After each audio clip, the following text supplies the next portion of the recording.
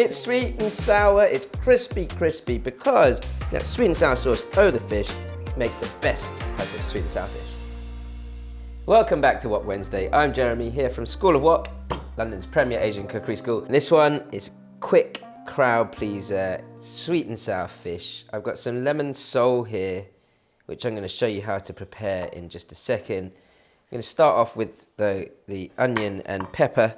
And you can use white or red onion. If you wanted to add some pineapple to it as well, you could. I actually prefer not to. More sort of focus on the actual fish itself. You don't need too much pepper either. A little side of pepper should do. Just rough dices of both. Now the fish, I'm using sole here. You can use different, whatever type of white fish you want for this. I'm going to go for good sized chunks of the fish.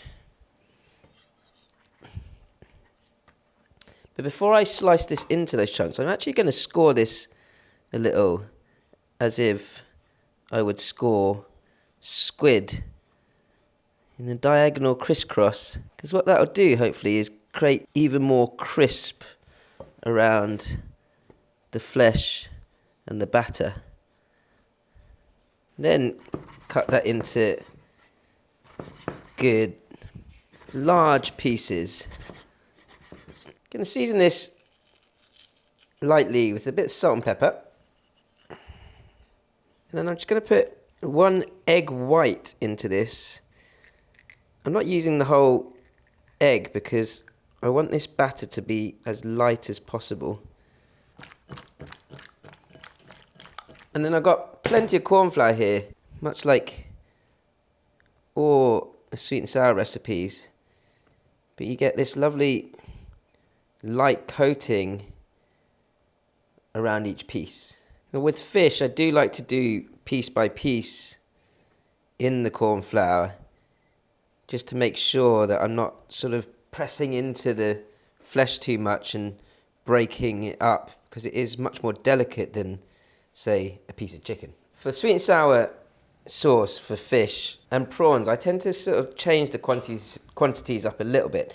I've got 4 tablespoons of ketchup, 3 tablespoons of rice vinegar, 2 tablespoons of sugar, and 1 tablespoon of light soy sauce to season that and balance it out with a bit of salty flavour. I'm going to mix those all together along with a drizzle of dark soy sauce to just deepen the colour.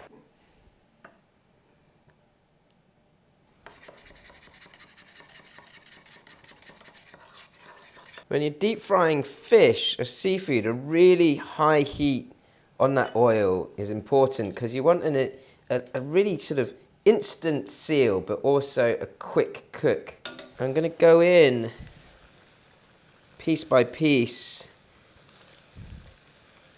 just to make sure that each one comes out nice and crispy. And with that scoring, that diagonal scoring, it'll curl the fish pieces up a little as well, which looks nice and gives it a little bit more of a crisp finish to it. A couple of minutes of frying and these pieces will be done. You'll notice when the fish goes in immediately that you get a lot of fizzing sound, and as the sort of moisture from the actual meat of the fish comes out, that bubbling or that fizzing slows down. Once it's a little quieter, as it is now, the fish is ready. You've got this lovely crunchy batter around each piece. Look at that. It's just a quick finish of the sauce now. And actually, I quite like, with sweet and sour fish, to just make the sauce and then pour it straight over the crispy fish, which keeps the fish as sort of crisp around the edges as possible. Whoa, that's smoking hot.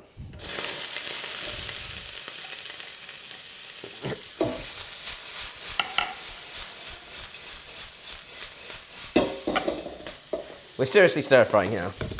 Smoking hot wok, sauce goes straight in, and that will immediately caramelize on that high heat.